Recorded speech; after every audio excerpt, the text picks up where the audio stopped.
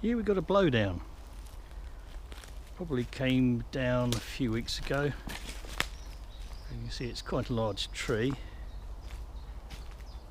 quite high off the ground.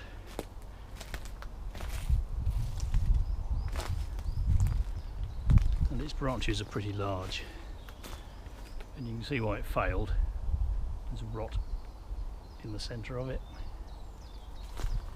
So, makes a big tree on its own, doesn't it?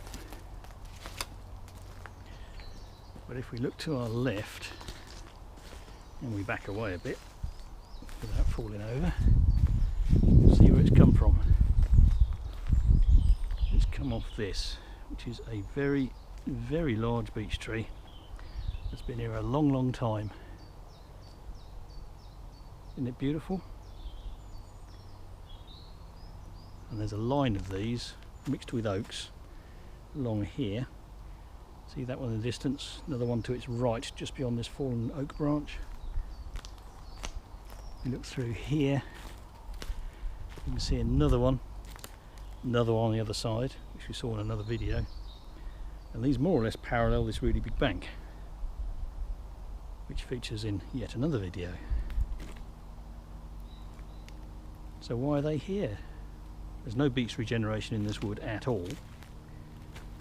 So it suggests that these at some time have been planted. They've been planted a long time ago. As you can see here, this is my logging tape. 17 feet, yeah? 5.2 meters. Just check that, yep. 5.2 meters or 17 feet. And that's its girth. Traditional way of measuring girth is at breast height, but that would come up a lot larger because this is breast height on me. I'm only little, so this is more or less my eye height. 5'8" above the ground. Sorry, about 5'4" above the ground. And you can see this is a very big old girl. Someone's put a ladder up it, homemade rope ladder, at some point. Isn't it lovely? Just thought I'd show you that. There are questions that arise from showing you this storm damage. Does one do anything? If it's in the way, yeah, you might need to be cleared away because there's obviously a trackway through here. More about that in another post. But if it's not in the way, and there's no public access, so this could potentially fall on someone, then why not leave it be?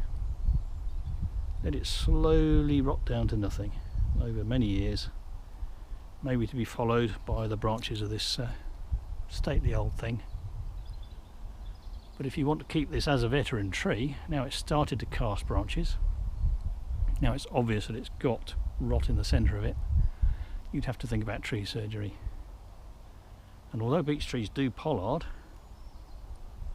it's quite difficult to do. They don't take kindly to it, and you've got to do it gradually.